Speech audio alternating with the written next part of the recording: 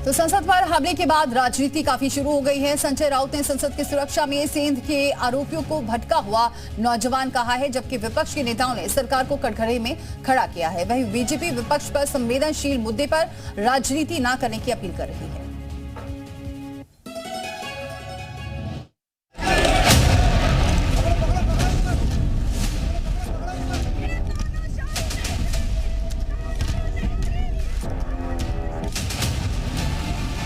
देश की संसद जो सिर्फ लोकतंत्र का मंदिर नहीं, देश की आन बान शान भी है, उसकी सुरक्षा से खिलवाड़ करने वालों ने पूरे देश को शर्मिंदा किया है।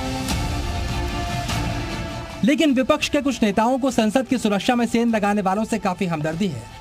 देश की संसद में हंगामा करने वाले लोग इन नेताओं को सिर्फ भटके हुए युवा नजर आ रहे हैं। इस प्रकार से सुरक्षा व्यवस्था है। कल हमने क्या देखा, 2-4 लड़के घुस गए। मैं उनको टेररिस्ट नहीं कहूंगा, लेकिन अपने मार्ग से भूले भटके हुए लड़के हैं, इस देश के नागरिक हैं, बच्चे हैं, बेरोजगार हैं। सवाल उठता है, इस हमदर्दी की वजह क्या है? कहीं वो नारे तो नहीं जो आरोपियों ने संसद के बाहर लगाए, क्योंकि वो विपक्ष की राजनीति को सूट करते हैं। महंगाई बेरोजगारी के बारे में नारे देते हुए अंदर चले गए। मुझे लगता है ये ठीक नहीं है। इस देश के युवाओं की दिशा बदल रही है, वो निराश है, विफलता से निराश है, उसके लिए सरकार जिम्मेदार है। संजय राउत के लिए ये भटके हुए नौजवान हैं, तो उन्हीं की पार्टी की प्रियंका चतुर्वेदी के मुताबिक ये संसद की सुरक्षा में भारी चूक है और गृह मंत्री खुद संसद में आकर इस पर बयान दें।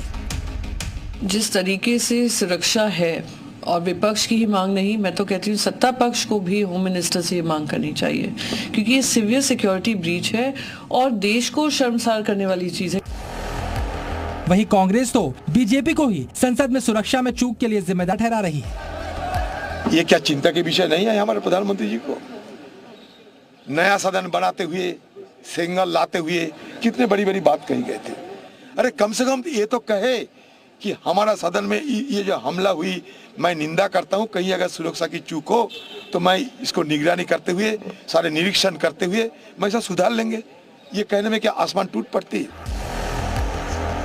तो विपक्ष में कोई संसद की सुरक्षा में सेंध लगाने वालों को भटका हुआ नौजवान बता रहा है, तो कोई सुरक्षा को सरकार की नाकामी। लेकिन बीजेपी और सहयोगी इस मुद्दे पर राजनीति न करने की सलाह दे रहे हैं। कुल मिलाकर देश की संसद की सुरक्षा में चूक पर राजनीति जारी है। सुरक्षा में ऐसी चूक हर पार्टी के सांसद पर भारी पड़ सकती है, लेकिन इस घटना के बाद कुछ राजनीतिक दल इसमें भी सियासी नफा नुकसान देखकर बयानबाजी कर रहे हैं। ब्यूरो रिपोर्ट, जी मीडिया।